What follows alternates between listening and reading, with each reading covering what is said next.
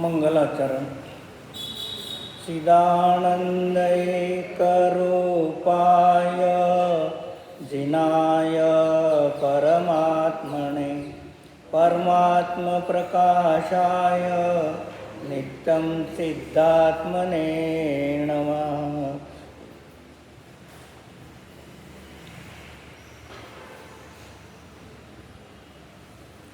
पान नंबर 53, गाथा नंबर 35. गाथा फात. जो समभाव परित्रियहं जो कोई फुरे परमानंदु जनंतु पुडो सो परमप्पु हवे. जो प्रतिष्ठित समता भाव में उन योगियों के प्रगट है जिससे प्रगट हो परम आनंद प्रगट वह परमात्मा है. आचार्य योगेंद्र देववीरजी परमात्मा प्रकाश ग्रंथ.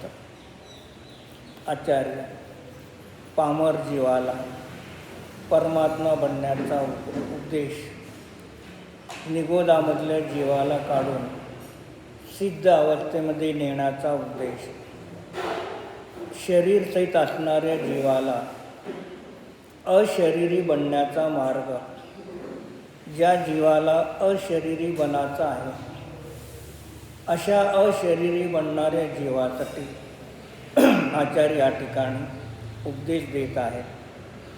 खाली दोहार्थ. जो कोई समभाव में प्रतिष्ठित योगी के प्रगट स्फुरायमान है, परमानंद को उत्पन्न करता हुआ वही प्रगट परमात्मा है. मग समता भाव ही काय झाली? समता भाव किंवा आनंद हे प्रमिती फळ झालेलं आहे आणि ते प्राप्त होण्यासाठी आपला जो परमात्मा स्वतःचा देहरूपी देहालयामध्ये विद्यमान असणारा परमात्मा, तो परमात्माच कसा आहे? समभावरूप आहे. मग अशा समभावरूप परमात्म्याला जो योगीराज मुनिराज जाणतात, त्यांच्या पर्यायामध्ये स्वयमेव काय होतं? आनंद स्वयं प्रगट होतो, करावं लागत नाही. कारण स्वभावच कसा आहे? ज्ञान आणि आनंद. मग ज्याचा स्वभाव ज्ञान आनंद आहे अशा वस्तूला जाणल्यानंतर पर्यायामध्ये ज्ञान आणि सुखाची आनंदाची प्राप्ती होणार आहे, अन्य दुसरी प्राप्ती होणार नाही. 54 पानावर टीकार्थ. समभाव अर्थात जीवित मरण, लाभ अलाभ, सुख दुःख, शत्रु मित्र इत्यादि सबने समभाव रूप से परिणमन हुए परम योगीश्वरों के, अर्थात जिसके शत्रु मित्रादि सब समान है और सम्यक दर्शन, सम्यक ज्ञान, सम्यक चातुर्य रूप अभेद रत्न तय जिसका स्वरूप है, ऐसे वीतराग निर्विकल्प समाधि में स्थित हुए हैं. उन योगीश्वरों के हृदय में वीतराग परम आनंद उत्पन्न करता हुआ जो कोई स्फुरायमान होता है वही प्रगट परमात्मा है, ऐसा जानो. ऐसा ही दूसरी जगह भी आत्म अनुष्ठान इत्यादि में कहा है. आचार्य सांगतात आता समता भाव. मग समता भाव सामान्य रूपाने व्यवहारण्याने परद्रव्यामध्ये रागद्वेषाची परिणती नाही म्हणून त्याला व्यवहार आणि समताभाव म्हटलं जाणार. आणि जन्म मरण, लाभ आलाभ, सुख दुःख, शत्रुमित्र हे काय झाले? द्रव्य आहे का गुण आहे का पर्याय आहे? हे जे दाखवले 1 2 3 जोडी 6, मग हे कसे आहेत? पर्याय आहेत. त्यामध्ये जन्म आणि मरण हे स्थूल रूपाने जीवाचं म्हटलं जातं, पण जन्म आणि मरण पुद्गलाचंच होतं, जीवाचं होत नाही. कारण आपण पूर्वभावातलं शरीर सोडून आलो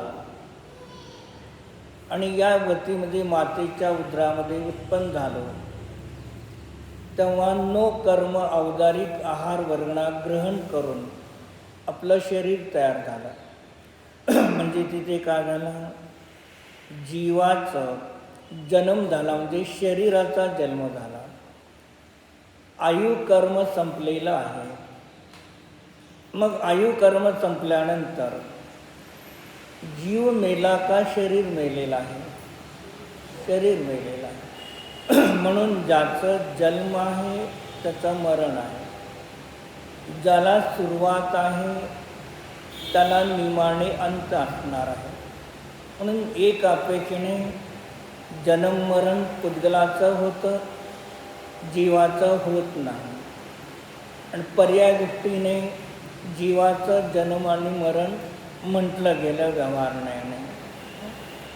आणि एक अपेक्षेने शरीर आहे, शरीरामध्ये जे पुद्गलापासून शरीर बनलेलं आहे, मग त्या पुद्गलाचं जन्म मरण आहे का?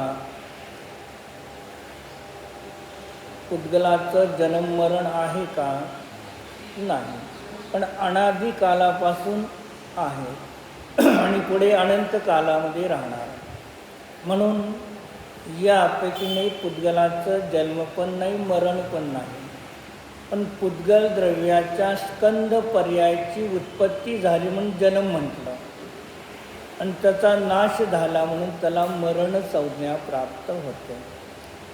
लाभ आणि अलाभ. मग जन्म मरण घेताना कुठून घ्या?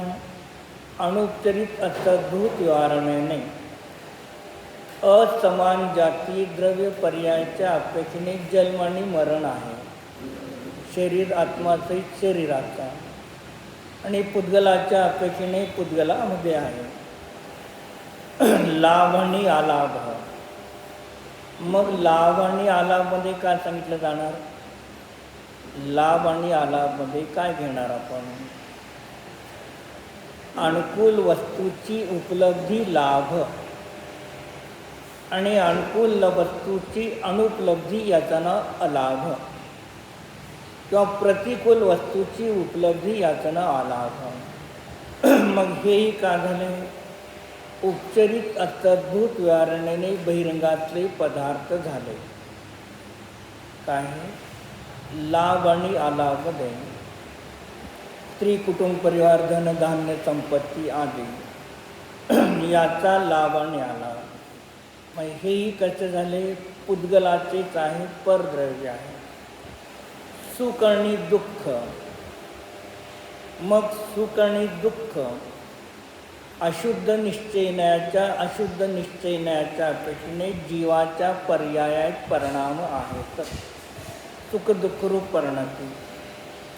मग सुख आणि दुःख हे किती काळपर्यंत जीवापाशी असतात आणि जीव किती काळापर्यंत सुखी दुःखी होतो? एक अंतर्मुहूर्त. किती? एक अंतर्मुहूर्तापर्यंत सुखी आणि दुःखी असतो. संतान परंपरा जर पाहिली, कुठे संतानाच्या परंपरेच्या अपेक्षेने पाहिलं तर कुणाला 1 तास 2 तास 4 तास एवढं तुम्हाला दुःख दिसेल.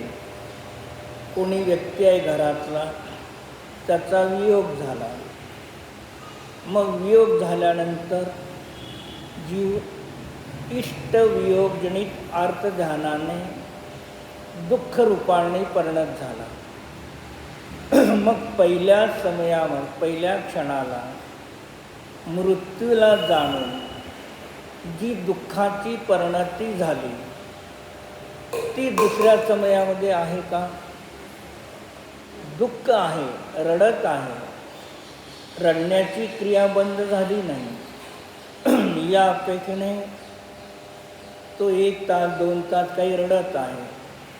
मग प्रत्येक क्षणाक्षणाला दुःखाचा पर्याय नवीन उत्पन्न होतात आणि नष्ट होतात. पण दुःख दुःख रूपानेच परिणती आहे. म्हणून संततीच्या अपेक्षेने तास 2 तास अर्धा तास जे काय असेल ती होते, पुढे का होतं? नष्ट होतं. व्यक्ती गेलेला आहे, कोणी रडत आहे आणि एक व्यक्ती त्यांच्याशी बोलत आहे. काय जे झालं गेलं त्याला आता कोण बदलू शकत नाही. मग त्यावेळेला तो त्या व्यक्तीचे शब्द ऐकतो की नाही? त्यावेळेला दुःखी आहे का? म्हणजे दुःखामध्ये खंडित झालं की नाही? जे दुसरा व्यक्ती बोलत असताना त्याचे शब्द ऐकत आहे तर तेवढ्या क्षणामध्ये त्याचं काय झालं? दुःख खंडित झालेलं आहे. परत गेला ते परत रडतो. जी संतान परंपराने काही काळ त्याचं दुःख आहे, पण पहिल्या क्षणामधली जी दुःखाचं वेदन आहे ते पुढे पुढे काय होत जातं? मात्रा कमी होत जातं, गाढत्व कमी होत जातं. नंतर सुख आहे. मग सुख ही काय आहे? आपण भोजनाला बसलो आणि आपल्या अनुकूल सामग्री भोजनामध्ये आहे. मग प्रत्येक ग्रासाला आपण सुखरूपाने परिणमन करत आहोत. मग भूक कडक लागलेल्याने पहिला ग्रास खाल्ला, मग त्याचं सुख, आणि शेवटचा ग्रास खाल्ला त्याचं सुख. सुख सुखही महत्त्वाचं आणि समान आहे. पण पहिल्या ग्रासमध्ये जे लाळाला मिसळून आणि भूक लागली होती त्याची जी तृप्ती आहे तो आनंद शेवटच्या घासाला आहे का? मग सुखरूपाने सामान्य परिणती सांगितली, पण तिथेही काय केले? मात्रा कम होते. जे प्रगट झालं आणि नष्ट झालं तेही काय आहेत? आपल्या पर्याय आहेत. शत्रू आणि मित्र हे काय आहे? शत्रू आणि मित्र परद्रव्यामध्ये शत्रू मित्र आहे का आपल्यामध्ये आहे? मग हा माझा शत्रू आणि हा माझा मित्र आहे. बाहेरच्या द्रव्याला लक्ष करून आपल्या ज्ञानाच्या पर्यायामध्ये झालेली परिणती ती शत्रू आणि मित्र आहे. रस्त्याने चाललो, एखाद्या सायकलवाल्या व्यक्तीने किंवा कोणी आपल्याला धडक मारली, आपण पडलो, तो आपला काय झाला? आणि त्याने परत थोड्यानं उठवलं. मग आता तो शत्रू आहे का मित्र आहे? आमच्या प्रतिकूल घटना घडल्यामुळे आपण त्याला शत्रू म्हटलं आणि थोड्या वेळाने त्यांनीच उचलून आपल्याला बाजूला बसवला, विचारपूस केली, तर काय झाला? तो मित्र झाला नाही. मग त्या व्यक्तीमध्ये शत्रुत्व आणि मित्रत्व होतं का? मग त्या व्यक्तीला लक्ष करून आपल्यामध्ये द्वेषाचा भाव उत्पन्न झाला, ते माझे परिणाम शत्रूचे आहेत. त्या व्यक्तीला लक्ष करून माझ्यामध्ये रागाचा परिणाम झाला, तो मित्रत्वाचा आहे. म्हणजे हे सगळे साहीही काय आहेत? पर्याय आहेत. काही आपल्या आहेत, काही पराच्या आहेत. मग तेही काय आहे? माझ्या ज्ञानाचे नेय आहेत. मग इत्यादी काय केले? सर्वामध्ये समतारूपाने परिणती. मग व्यवहारण्याने अशा प्रकारचा ज्या नेयाला पाहून तिथे काय आले की परिणती विभारूप झाली नाही, म्हणून समता भावांना पण परद्रव्याला लक्ष्य करून कधीही समता परिणती होत नाही, हा सिद्धांत आहे. कारण जेवढे काही तिथे जे सांगितले हे सर्व उदाहरणासाठी या सर्व पर्याय आहेत. काय पर्याय आहे, काही आपल्या पर्याय आहेत, काही परद्रव्याच्या पर्याय आहेत. मग स्वतःच्या आणि परद्रव्याच्या पर्यायाला लक्ष्य करून समता येत नाही. पण व्यवहारण्याने याला समता परिणती म्हटले. मग समता परिणती जी प्राप्त होणार आहे, स्वतःच्या द्रव्यगुण पर्याय अशा द्रव्यामध्ये भेद करून जाणला तरी विषम परिणाम आहे, समता परिणती नाही. कारण अभेदामध्ये भेद केला. एक अखंड आंबा आहे, अखंड आंबा आहे तो अभेद आहे, आणि त्याला तुम्ही फोडून काय मोडून त्याच्यात काफी त्याच्यात पीस केले जे वेगळे वेगळे, तर ते काय झालं, खंड खंड रूप झालं. आंब्यामध्ये सुगंध आहे, पिवळा केसरी आहे, पिकलेला आहे, नरम आहे, हे काय झालं, खंड झाला. तिथे पण समता नाही. मग तो आंबा आणून एक आंब्याचा रस स्वाद करू लागलो, तिथे भेद केला नाही. एक रूपाने जाणतो तेव्हा त्या ठिकाणी समता परिणती आहे. जे सामान्याला लक्ष्य केल्यानंतरच समता परिणती येते, विशेषाला लक्ष्य केल्यानंतर समता परिणती येत नाही. पण ही व्यवहाराची समता परिणती. मग ते कसे आहेत, हे योगीश्वरांना साधूंना समान आहेत. मग ते समान त्यांना का म्हटले, माझा आत्मा जसा ज्ञान दर्शन स्वरूप आहे, ज्ञाता द्रष्टा स्वरूप आहे, तसे विश्वातले सर्व जीव तेही ज्ञाता द्रष्टा स्वरूप आहेत. म्हणजे आपल्या समान जेव्हा पाहिलं समानता, तेव्हा त्या ठिकाणी काय झाली, समता परिणती येते. मग त्या ठिकाणी त्या मुनिराजांना सर्व समान आहे, व्यवहारण्याने सांगितलं. आणि सम्यक दर्शन, सम्यक ज्ञान, सम्यक चातुर्य, अभेद रत्नत्रय ज्याचं स्वरूप आहे. मग सम्यक दर्शन, सम्यक ज्ञान, सम्यक चारित्र्य, अभेद रत्नत्रय. मग भेद रत्नत्रय आणि अभेद रत्नत्रय. मग जिथे सम्यक दर्शन, सम्यक ज्ञान, सम्यक चारित्र्य, भेद नाही, त्याचं नाव अभेद रत्नत्रय. आणि जिथे भेद आहे त्याचं नाव व्यवहार रत्नत्रय. जीवामध्ये अभेद रत्नत्रय एक स्वभाव आहे, आणि एक अभेद रत्नत्रय पर्याय आहे. मग जीवामध्ये श्रद्धा, ज्ञान आणि चारित्र्य असा भेद न करता, दर्शन उपयोग, ज्ञान उपयोग, दर्शन चेतना, ज्ञान चेतना असा भेद न करता एक चेतना मात्र, उपयोग मात्र रूपाने पाहतो, त्याचं नाव अभेद रत्नत्रय आहे. आणि भेद रत्नत्रय, पर त्या भेद रत्नत्रयाचे दोन प्रकारे रत्नत्रय भेद करायचा, श्रद्धा, ज्ञान आणि चारित्र्य. हे तीन गुण भिन्न भिन्न केले आणि याला म्हणायचं भेद रत्नत्रय स्वभाव. अभेद रत्नत्रय स्वभाव एकाकार, चेतन, उपयोग मात्र. श्रद्धा, ज्ञान, चारित्र्य भेद केला तर तो भेद रत्नत्रय च भेदोपचार सद्भूत व्यवहाराने गुणभेद केला त्या ठिकाणी.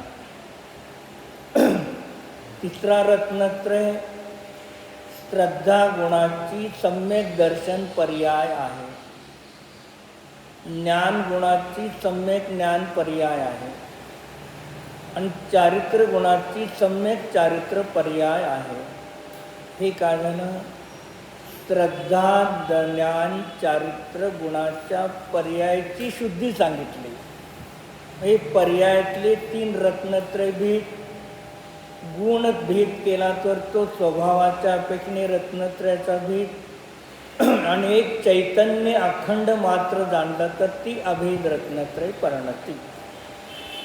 मग असं अभेद रत्नत्रय तत्वसूत्रामध्ये पहिलं सूत्र काय सांगितलं? सम्यक दर्शन, सम्यक ज्ञान, सम्यक चारित्र आणि मोक्ष मार्ग. मग सम्यक दर्शन, सम्यक ज्ञान, सम्यक चारित्र बहुवचन आहे का एक वचन आहे? सम्यक दर्शन, ज्ञान, चारित्र आणि बहुवचन झाले. मोक्ष मार्ग एक वचन. मग याचाच अर्थ काय झाला? उमाचामणी काय सांगितलं त्या सूत्रामध्ये? एक वचनाच्या विषयाला लक्ष करता तर बहुवचन स्वयं प्रगट होतात. सम्यक दर्शन, ज्ञान, चारित्र आणि हे बहुवचन आहे आणि मोक्ष मार्ग एक वचन आहे. मग एक स्वतःच्या शुद्ध आत्म्याला जो जाणतो, अनुभव करतो, ध्यान करतो, त्याच्या पर्यायामध्ये रत्नत्रय बहुवचन स्वयं प्रगट होतात. तिथे सूत्र का सांगितलं आचार्यांनी? सम्यक दर्शन, ज्ञान, चारित्रांनी या बहुवचनाला विषय करू नका. हे सम्यक दर्शन, ज्ञान, चारित्र ज्या आत्म्याच्या द्रव्याच्या आधारे आहेत त्या एक आत्म्याला विषय करा. तरी ते तुम्हाला काय होणार आहे? रत्नत्रय स्वयं प्रगट होणार आहे, करावं लागणार. एक वचन म्हणजे ज्याच्यामध्ये श्रद्धा, ज्ञान, दर्शन, चारित्र, दर्शन उपयोग, ज्ञान उपयोग, दर्शन उपयोगाचे भेद, ज्ञान उपयोगाचे भेद काही नाही त्याच्यामध्ये. एक चेतना उपयोग मात्र एकच आहे. मग अशा एक स्वतःच्या आत्म्याला लक्ष करा तर ही रत्नत्रय परिणती स्वयमेव होती. जे आचार्यांनी सुद्धा सूत्रामध्ये तेच सांगितलेलं आहे. एक आपल्या स्वतःच्या आत्म्याचं ध्यान करा, विचार करा, श्रद्धान करा तर पर्यायामध्ये रत्नत्रय स्वयं प्रगट होणार आहे, करावं लागत नाही. मग तसं इथे सम्यक दर्शन, ज्ञान, चारित्र पण अभेद रत्नत्र म्हणजे जिथे सम्यक दर्शन, ज्ञान, चारित्र, श्रद्धा, ज्ञान गुणाचा भेद नाही आणि त्या पर्यायांचा सुद्धा भेद नाही, असं आत्म्याचं अभेद रत्नत्रय स्वरूप आहे. जे असा ध्यानाचा विषय जो शुद्ध आत्मा आहे त्याचं स्वरूप सांगितलं. मग अशा आत्म्याला वीतराग निर्विकल्प समाधी में स्थित होते हुए मग हा काळा अभेद रत्नत्रय आत्मा विषय झाला आणि वीतराग निर्विकल्प समाधी. मग निर्विकल्प आणि समाधी हे काय आहे? ज्ञानाच्या पर्यायाचे भेद आहेत, चारित्राच्या पर्यायाचे भेद नाहीत. पण आपण पाहिलं चारित्रामध्ये अशुभ उपयोग, शुभोपयोग आणि शुद्धोपयोग हे चारित्राच्या पर्यायाचे भेद दाखवले जातात. ज्ञानामध्ये सविकल्प आणि निर्विकल्प, श्रद्धेमध्ये सम्यक श्रद्धा आणि मिथ्या श्रद्धा, चारित्रामध्ये सम्यक चारित्र आणि मिथ्या चारित्र. या प्रत्येक गुणाच्या ज्या पर्याय आहेत त्या प्रत्येकाचं स्वरूप वेगळं वेगळं आहे. जी कोणत्या गुणाच्या कोणत्या पर्याय होतात? श्रद्धा गुण, चारित्र गुण यांच्या किती पर्याय होतात? श्रद्धा गुणाच्या मोक्ष मार्गाच्या अपेक्षेने किती पर्याय होतात? सम्यक दर्शन किती प्रकारचं आहे? 3. औक्षमिक, क्षाऔक्षमिक आणि क्षायिक. हे काय झाले? श्रद्धा गुणाच्या 3 पर्याय आहेत. चारित्र गुणाच्या किती पर्याय असणार? श्रद्धाचे जेवढी पर्याय तेवढेच चारित्र गुणाच्या. उपशम, क्षयोक्षम आणि क्षय. जे श्रद्धेमध्ये क्षयोक्षम उपशम क्षय आहे, चारित्रामध्ये उपशम क्षयोक्षम क्षय आहे, ज्ञानामध्ये क्षयोक्षम आणि क्षायिक ज्ञान. 12 गुणस्थानापर्यंत क्षाओक्षमिक ज्ञान, 13, 14 आणि सिद्धामध्ये क्षायिक ज्ञान आहे. तसंच वीर्य गुणाच्या पर्यायामध्ये क्षयोक्षम आणि क्षायिक 2च आहे. म्हणजे कोणत्या गुणाच्या कोणत्या पर्याय आहेत हे जर आपल्याला बरोबर समजलं, मग आपण कोणालाही कुठेही एकमेक मिसळून पाहू शकत नाही. प्रत्येकाचं स्वतंत्र ज्ञान करतो. मग ज्ञानामध्ये निर्विकल्प आणि सविकल्प भेद ज्ञानामध्ये आहेत. काय? ज्ञानामध्ये निर्विकल्प आणि सविकल्प भेद आहे. असं असताना सुद्धा ज्ञान बसतो.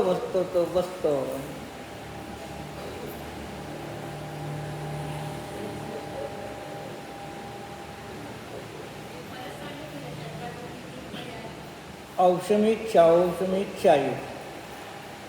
चारित्राच्या तेच 3 पर्याय घ्यायच्या. ज्ञानामध्ये क्षयोक्षम आणि क्षय आहे, तेच वीर्य गुणामध्ये तेच पर्याय घ्यायचा 2.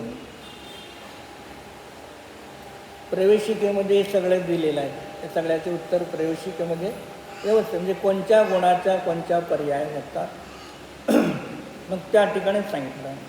मग तसं ज्ञानाला सविकल्प आणि निर्विकल्प म्हटलं, पण सिद्धांताच्या अपेक्षेने ज्ञान सविकल्पच असतं, ज्ञान निर्विकल्प असत नाही. सिद्धांत जे वस्तूचं स्वरूप आहे, पण पदार्थाचा निर्णय ज्ञानामध्ये केला जातो. म्हणून ज्ञान स्वभावाने सविकल्प म्हणजे निर्णयात्मकच आहे. ज्ञान स्वभावाने निर्विकल्प नाही.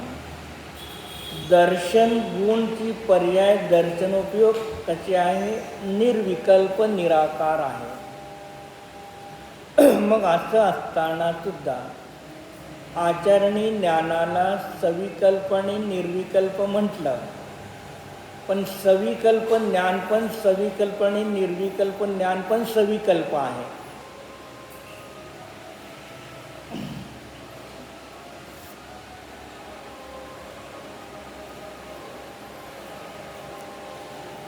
(292 नंबरच्या गाथेच्या टीकेमध्ये जैसेनाचार्यांच्या ठिकाणी स्पष्टीकरण केलेलं आहे की ज्ञानाला कसं कथनचित सविकल्प आणि निर्विकल्प म्हटलेलं आहे. तर गाथा नंबर 292 आहे. अमृतचंद्र आचार्याच्या अपेक्षेने आणि कुंद आचार्य आणि जैसेन आचार्याने 313 नंबर गाथा, पान नंबर 296 आहे, महाराजांचा समयसार. मात्र या ठिकाणी प्रश्न मांडला. शिष्य पूछता है, इस प्रारूप ग्रंथ में जो निर्विकल्प स्व संवेदन कहा गया है वह घटित नहीं होता है. हे अध्यात्मशास्त्रामध्ये तुम्ही जे निर्विकल्प स्व संवेदन म्हणता ते घटित होत नाही, म्हणजे ज्ञान निर्विकल्प नाही असं म्हणतो. क्योंकि जैसे सत्ता के अवलोकन रूप चक्षु आदि दर्शन को जैन मत में निर्विकल्प कहा है.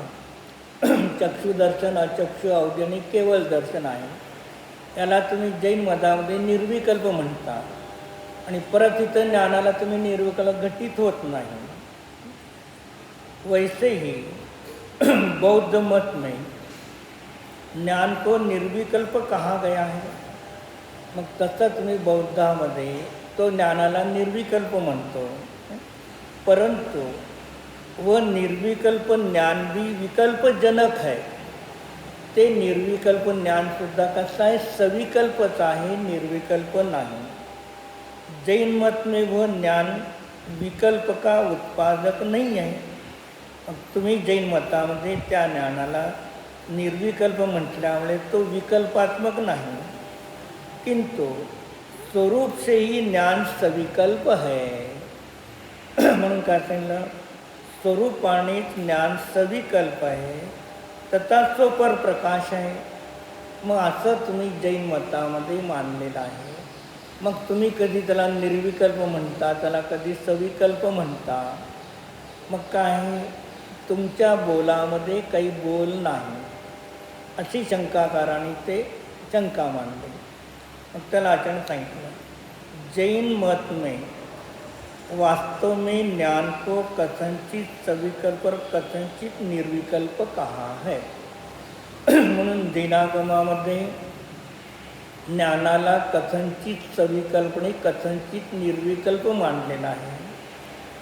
भी आणि ही काय आहे, घरी गेल्यावर एक चित्र काढा, भी खाली लिहा आणि वरती ही लिहा, ते मनुष्य चित्र काढलेला. ज्ञान कथनचित सविकल्प भी है और ज्ञान कथनचित निर्विकल्प ही है.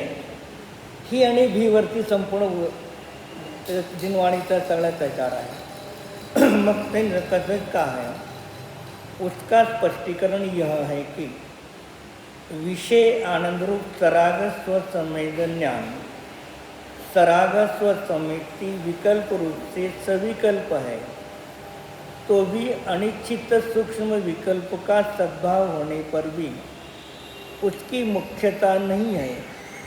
इस कारण से उस विषयानंद रूप स्वसंवेदन ज्ञान को निर्विकल्प भी कहा है. कुणाला सांगतात आचार्य, समजा आपण एखादा सिरियल पाहत आहोत, बातमी ऐकत आहोत, तर त्या बुद्धिपूर्वक आपला विषय काय आहे तिकडे चाललेला आहे. मग त्यावेळेला आपल्याला ते सिरियल पाहिल्यानंतर किंवा बातमी ऐकल्यानंतर काहीतरी काम करायचं आहे. मग आता त्याची मुख्यता आहे का, जे दृश्य पाहतो त्याच्या अपेक्षेने ते कार्य चालू आहे, पण त्याच्यानंतर काही कार्य करायचं आहे, हे आतमध्ये विकल्प आहेत, पण त्याची मुख्यता नाही.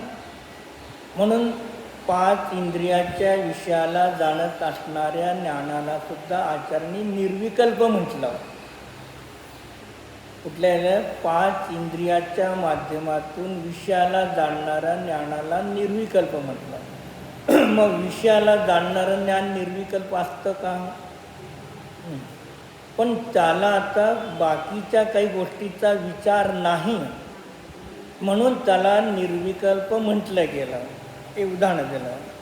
वैसे ही अपनी स्वभाव शुद्ध आत्मा की सम्मिति स्वानुभूति वाला वीतराग स्वसंवेदन ज्ञान भी स्वसम्मिति रूप स्वभाव शुद्ध आत्मा आकार वाला ज्ञान एक दृष्टि से सविकल्प भी है. म्हणजे स्वतःच्या शुद्ध आत्म्याला अनुभव करणारं ते स्वसंवेदन ज्ञान सविकल्प भी है. एक सांगितलं, वहाँ बाह्य विषयों के अनिश्चित अबुद्धिपूर्वक सूक्ष्म विकल्प का सद्भाव होते हुए उन विकल्पों की मुख्यता नहीं है. उस कारण से अपनी स्वभाव शुद्ध आत्मा की अनुभूति निर्विकल्प कही गई है. म्हणजे स्वतःच्या शुद्ध आत्म्याला जाणत असताना अबुद्धिपूर्वक कक्षामध्ये विचार चालू आहेत, पण त्याची मुख्यता नाही, म्हणून त्या सविकल्प ज्ञानाला सुद्धा निर्विकल्प म्हटलंय का. और बुद्धिपूर्वक स्वसम्मिति आकार स्वानुभव आकार को जो अंतर्मुख प्रतिभास होता है तो भी वहाँ पर बाह्य विषयों के अनिश्चित अबुद्धिपूर्वक सूक्ष्म विकल्प होते हैं। उसी कारण से ज्ञान पर प्रकाशक सिद्ध होता है। मग बुद्धिपूर्वक आपल्या शुद्ध आत्म्याला जाणतं म्हणून स्वप्रकाशक, त्याच वेळेला अबुद्धिपूर्वक कक्षामध्ये बाहेरच्या विषयाला ज्ञान जाणतं म्हणून ज्ञानाचा स्वभाव सोपर प्रकाशक एक सांगितला।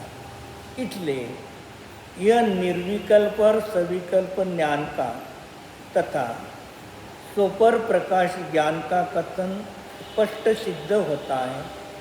इसलिए ज्ञान सविकल्प पण आहे, निर्विकल्प पण आहे, स्वप्रकाशी पण परप्रकाशी पण आहे। इस आगम अध्यात्म तर्क शास्त्र के अनुसार विशेष व्याख्यान किया जाता तो महान विस्तार होता है।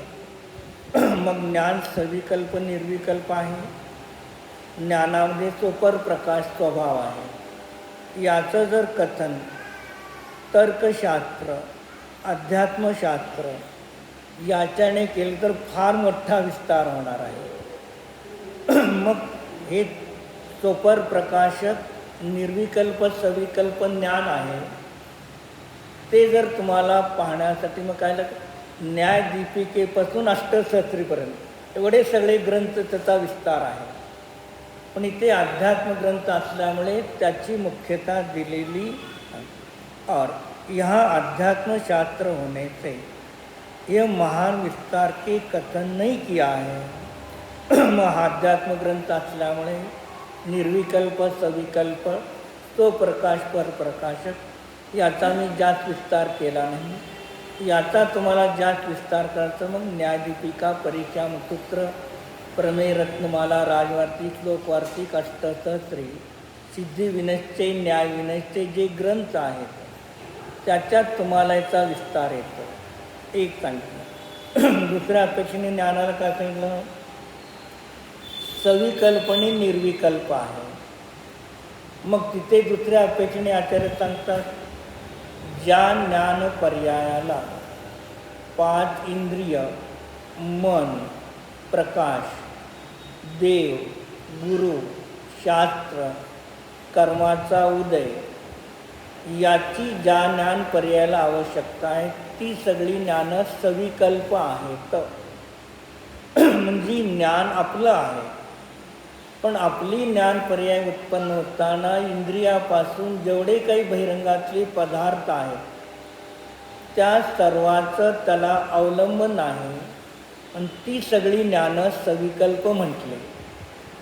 आणि ज्या ज्ञानाला 5 इंद्रिय आणि मनाचं बाह्य पदार्थाची आवश्यकता नाही त्या ज्ञानाला निर्विकल्प म्हटलं। आणि निर्विकल्प ज्ञानाची परिणती होताना आपला प्रत्येकाचा स्वतःचा शुद्ध आत्मा तिथे विषय असेल। मग तो अखंड एकाकार चैतन्य मात्र शुद्ध आत्मा विषय असेल आणि त्याला एकाकार रूपाने जाणत असो त्यावेळेला ते ज्ञान कसं आहे निर्विकल्प आहे।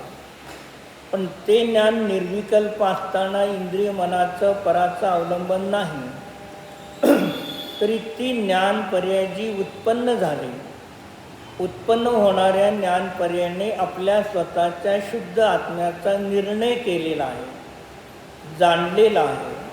पण जाणण्याच्या अपेक्षेने निर्णयाच्या अपेक्षेने ते विकल्पात्मकच आहे आणि बहिरंगातली अपेक्षा नाही म्हणून त्याला काय म्हटलं निर्विकल्प। एक दुसऱ्या अपेक्षेला नि म्हणजे नाही वि म्हणजे विशेषाचा कल्प म्हणजे विचार। मग ज्या ज्ञानामध्ये विशेष आत्म्याचा विचार म्हणजे गुणभेद पर्याय भेद द्रव्यगुण पर्याय अविभाग प्रतीचे षड्गुण हानिवृद्धी असा भेद नाही। मग जिथे भेद आहे तिथे विशेष आहे आणि हे सगळे भेद ज्याच्यामध्ये एकामध्ये गर्भित आहेत अशा एक आत्म्याला लक्ष करणाऱ्या ज्ञानाला सामान्याला जाणणाऱ्या ज्ञानाला निर्विकल्प म्हटलं जातं. म्हणून चारित्र्याची पर्याय ध्यान करत नाही. चारित्र्याचे पर्याय ध्यान करत नाही, श्रद्धा गुणाची पर्याय ध्यान करत नाही, आनंद गुणाची पर्याय ध्यान करत नाही, दर्शन गुणाची पर्याय ध्यान करत नाही. कारण या सर्वामध्ये स्वपर प्रकाशी स्वभावाचा अभाव आहे. आणि ज्ञानच कसं आहे? स्वपर प्रकाशी आहे. काय झालं? तुमचं नाव काय? स्वातीजी. रात्र लाईट गेलेली आहे आणि अंधकार झालेला आहे आणि आपल्याला आता अंधकार दूर करायचा आहे. मग काय झालं? मग या हॉलमध्ये अंधकार आहे, दूर करायचा आहे. मग 100,000 डेरे आणून ठेवले तिथे, मोठे मोठे रांजण आणून ठेवले. अंधार दारात नाही का बरं? मोठे मोठे रांजण आहेत, का जाणार नाही अंधकार? का जाणार नाही अंधकार?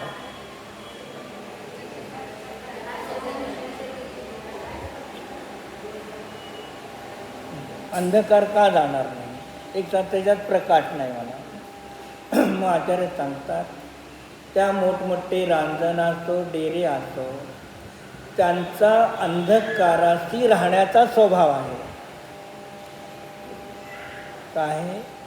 अंधकाराशी विरोध करत नाही, त्या अंधकारामध्ये सुद्धा अविरोध करता राहतात. मग त्या अंधकाराला दूर करायचं तर काय करावं लागेल?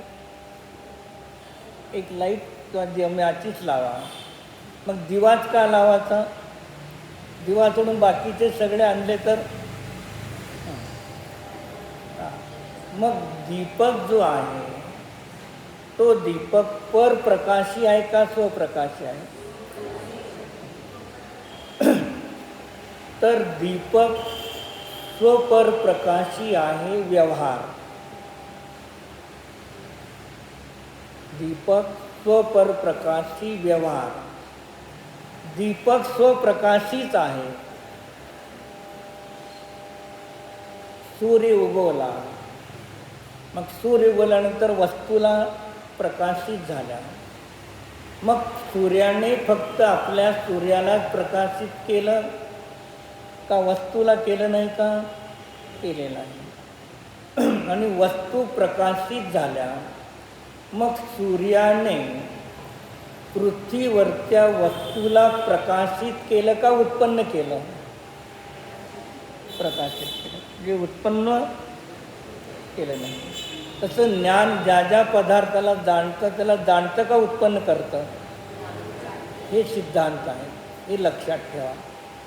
म्हणून तिथे सांगितलं सिद्धांत दृष्टीने ज्ञान प्रति समयाला बाहेरच्या विषयाला जाणत असताना सुद्धा ज्ञान प्रति समयाला ज्ञानाचंच वेदन करतं, पदार्थाचं वेदन करत नाही.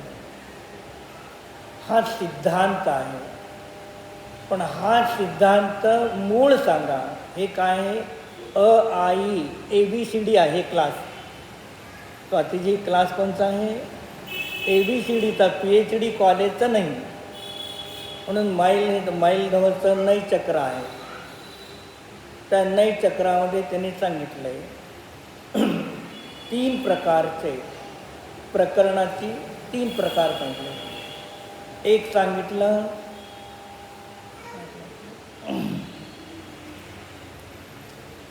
की तुम्हाला पहिल्यांदा काय शिकायचं आहे. जे आचरणी नय चक्रामध्ये तुम्हाला काय शिकायचं हे त्या ठिकाणी सांगितलं. मग जे पहिले तुम्हाला ABCD शिकवायचं आहे ना, ती पहिले शिकवा. मग ABCD शिकवल्यानंतर धडे समजतात. पण आपण ABCD न सांगता डायरेक्ट त्या ठिकाणी काय करू लागलो? धडे शिकवा लागलो तर काही समजत नाही. मग तसं तिथे माईलगावच्या नयचक्रात सांगितलं की काय आहे? प्रमाण, नय आणि निक्षेप हे 3 आहेत. प्रमाण, नय आणि निक्षेप हे 3 सांगितलं आहे. द्रव्य, गुण आणि पर्याय हे 3 आहेत. आणि त्याच्यानंतर अध्यात्म. प्रमाण, नय, निक्षेप 6 द्रव्य आणि त्यानंतर शुद्ध आत्मा आहे. मग प्रमाण, नय आणि निक्षेप याचं जर तुम्हाला ज्ञान नसेल तर तुम्हाला जिनवाणी समजत नाही. ही पहिली कक्षा कोणती झाली? प्रमाण, नय, निक्षेप. मग प्रमाण, नय, निक्षेप याच्यामध्ये संपूर्ण द्वादशांग जिनवाणी आली. काय झालं? प्रमाण, नय आणि निक्षेप. निक्षेपच्या ठिकाणी लिहा 6 द्रव्य. अडीवरती निक्षेपला आणि खाली 6 द्रव्य लिहा. आणि पुढे ज्ञान लिहून ज्ञानाच्या खाली प्रमाणांनी नय लिहा. निक्षेप लिहून 6 द्रव्य. ज्ञान पर्याय लिहून प्रमाणांनी नय ज्ञान पर्याय लिहा. मग प्रमाण आणि नयाच्या द्वारे जीवादी 6 द्रव्याला जाणलं जातं की नाही? उमास्वामी याच्यानं काय सांगितलं? प्रमाण नैर अधिगमाः. म्हणजे पहिल्या अध्यायामध्ये 6वं सूत्र सांगितलं. प्रमाण आणि नय या 2 ज्ञान पर्यायाला सोडून पदार्थाला जाणण्याचा तिसरा उपाय नाही. प्रमाण नैर अधिगमाः. जे प्रमाण ज्ञान आणि नय ज्ञान पर्यायाला सोडून पदार्थाला जाणण्याचा तिसरा उपाय नाही. मग ज्याच्याद्वारे पदार्थाला जाणलं जातं त्याच्याबद्दल अज्ञान आहे. तर पदार्थ जाणला जाईल का? उदाहरण, आपण यात्रेला गेलो आणि आरसा खिडकीपाशी ठेवलेला अर्धी खिडकी उघडी आहे, धूळ बसली त्याच्यावर. यात्रा करून आलो, स्नान आदी करून आरशासमोर जाऊन उभारलो. चेहरा दिसेल का? नाही. परत जाऊन एकदा चेहरा धुवून आलो. किती वेळा चेहरा धुवून आला तर दिसेल? काय करावं लागेल? आरशावरची धूळ काढा. तसं ज्या प्रमाणाने नय ज्ञान पर्यायाच्याद्वारे पदार्थाला जाणलं जातं त्या ज्ञानाबद्दल जर अज्ञान आहे तर वस्तूबद्दल अज्ञान असणार आहे. हे सिद्धांत आहे. ही आहे अबकड ABCD पहिलीचा वर्ग आहे.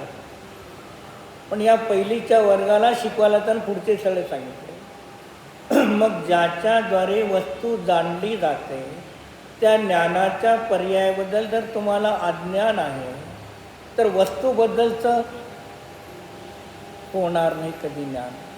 पण कुणाला शिकवायचं तर हे शिकवा.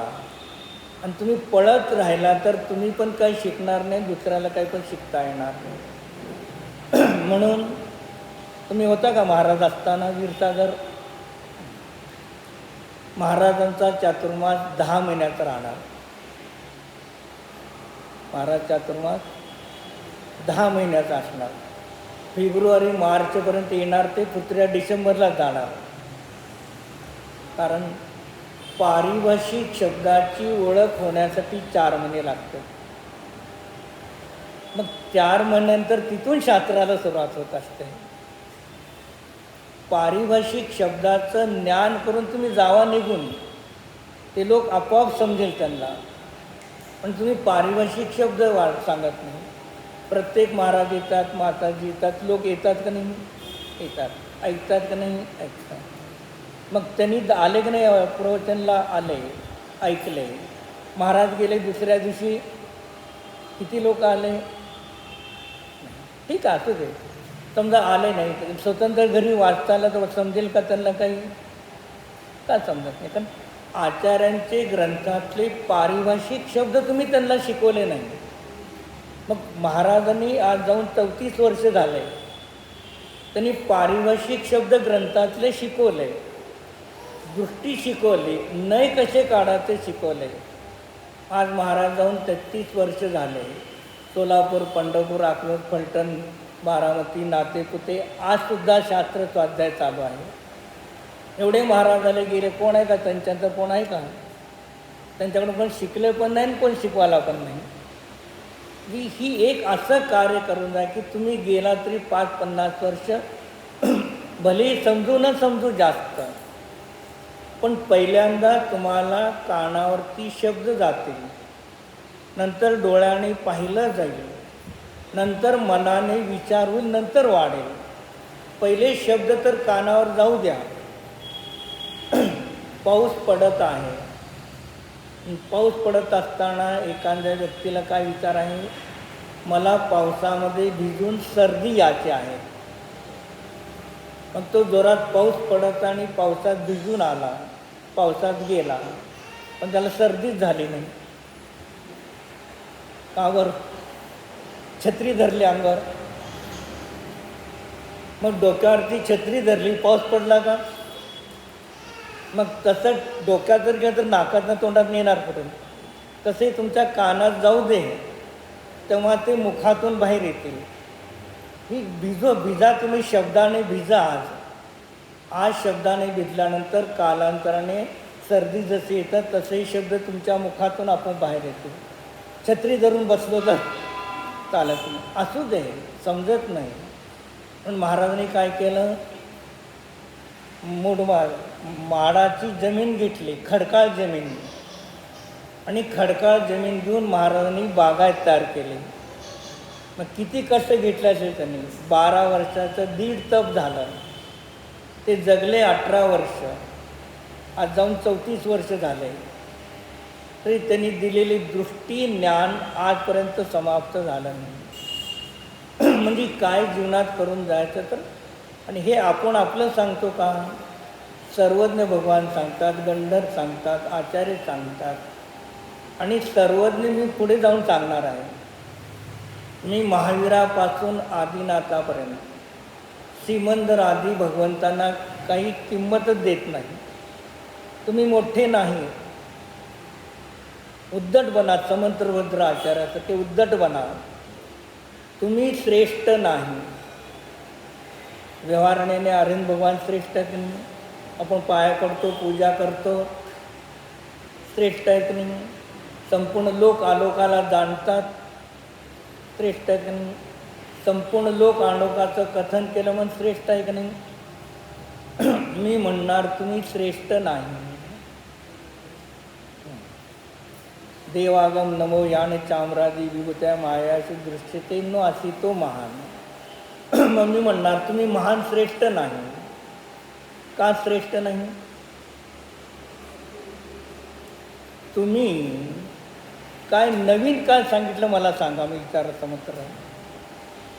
तुम्ही सर्वज्ञ भगवान, तुम्ही नवीन काय सांगितलं आहे? विश्वात 6 द्रव्य आहेत. त्या 6 द्रव्याचे गुण पर्याय आहेत. तेच सांगितलं ना का? तुम्ही काय वेगळं सांगितलं? मग तुमची श्रेष्ठता कुठं आहे? जसं वस्तू आहे तेच सांगितलं म्हणून तुम्ही श्रेष्ठ नाही. अनेकापेक्षाने जसं वस्तूचं अनेकांत आनंद धर्मात्मक वस्तू आहे तशी तुमच्या ज्ञानात झळकली, तशी तुम्ही सांगितलं मग श्रेष्ठ आहात. असे समुद्रभद्र आचार्याचे उद्धट शिष्य बना. मेंगळे बनू नका, तरच तुमच्या जीवनामध्ये काय तर फायदा होतो. म्हणून असं सांगितलं की अशा स्वतःच्या आत्म्याला जाणतात निराश तेव्हा त्यांच्यामध्ये काय होतं? मग आनंद गुणामध्ये घेताना कसं करायचं? राग द्वेषाचा अभाव, त्याचं नाव सुख.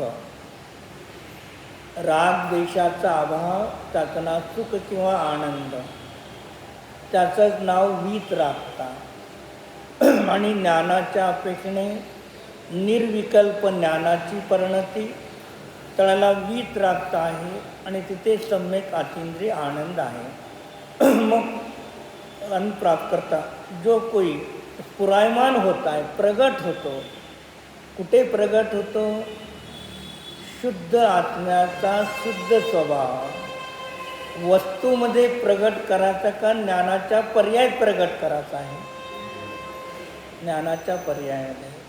तो वस्तूमध्ये तर प्रगट आहेच, जे आहे त्याला काही प्रगट करत नाही, पण आपली ज्ञान पर्याय अनादी कालापासून पर वस्तूला प्रकाशित करत आहे. मग अशा स्वतःच्या ज्ञानाच्या पर्यायामध्ये त्याला विषय करून जाणतो, तेव्हा तो स्फुरायमान होतो, प्रगट होतो. मग ज्ञानाच्या पर्यायामध्ये प्रगट शुद्ध आत्मा का प्रगट होतो? तो शुद्ध आत्मा व्यक्त प्रगट आहे म्हणून ज्ञानाच्या पर्यायामध्ये प्रगट झाला. गुलाबजामुन केला का तुम्ही? घरात आपण गुलाबजामुन करतो. गुलाबजामुन करून तळून थंड झाल्यानंतर पाकामध्ये टाकतो. मग आता तिथून पाक वेगळा करा म्हणता करणार का? होणार नाही. होणार, पण होतो.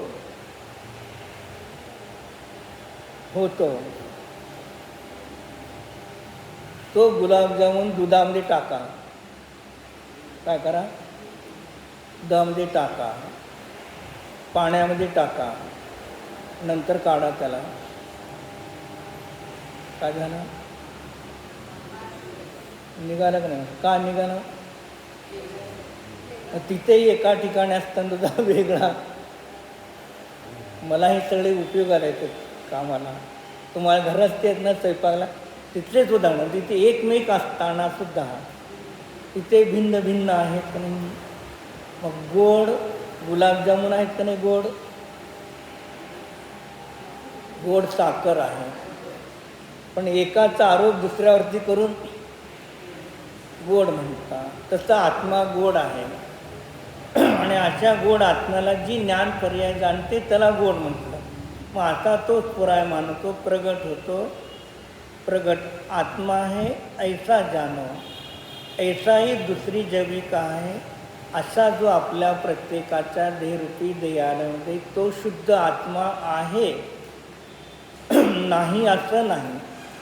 प्रत्येकाचा आत्मा प्रति समयाला प्रत्येकाला आपल्याच ज्ञानाच्या द्वारे प्रति समयाला जाणीवेत येत आहे. समयसारमध्ये आचार्य सांगतात की शुद्ध आत्म्याची आराधना करा, शुद्ध आत्म्याची आराधना करा.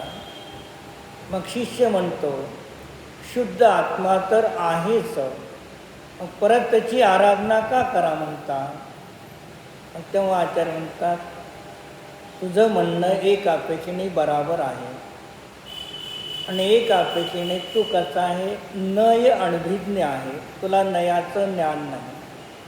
मी तुला शुद्ध आत्म्याची आराधना करा, जी आपल्या वर्तमानाच्या ज्ञान पर्यायाला आपल्या स्वशुद्ध आत्म्याच्या विषयाला जाणार.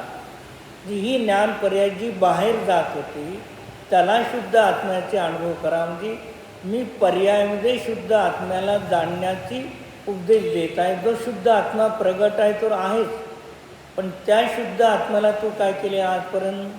शरीर, कुटुंब, द्रव्य कर्म, भाव कर्म, नो कर्म या सर्वांनी सहित मीचा अनुभव करत आहे.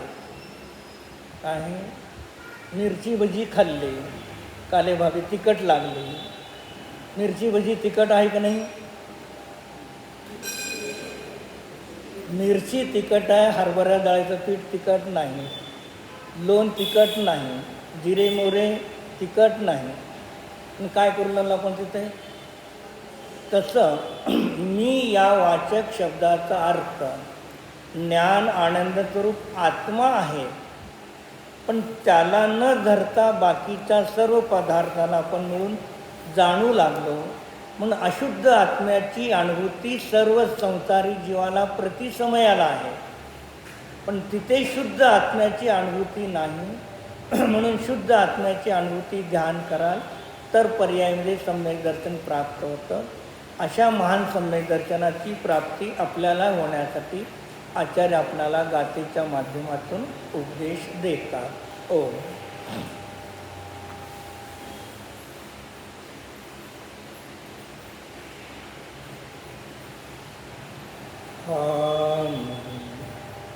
एक स्वयं सिद्ध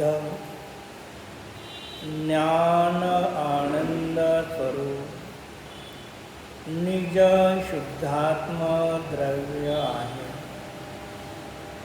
हा नित्य निरावरण स्वरूप आहे.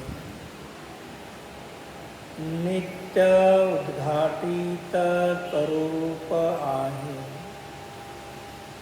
नित्य मोक्ष स्वरूप आहे.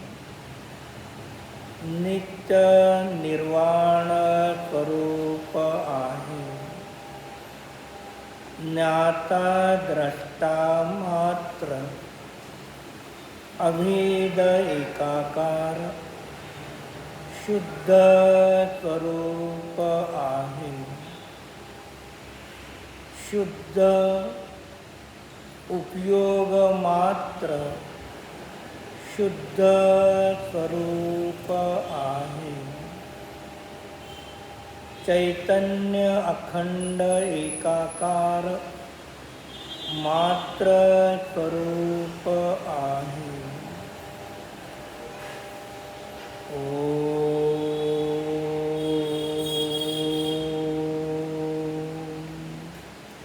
शांति शांति शांति.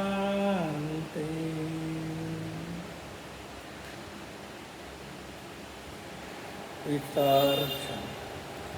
नमो अर्यन्ताणं नमो सिद्धाणं नमो आर्याणं नमो वज्रायाणं नमो लोहितवसाहुणं नमो अर्यन्ताणं नमो सिद्धाणं नमो आर्याणं नमो वज्रायाणं नमो लोहितवसाहुणं नमो अर्यन्ताणं नमो सिद्धाणं नमो आर्याणं नमो वज्रायाणं नमो लोहितवसाहुणं.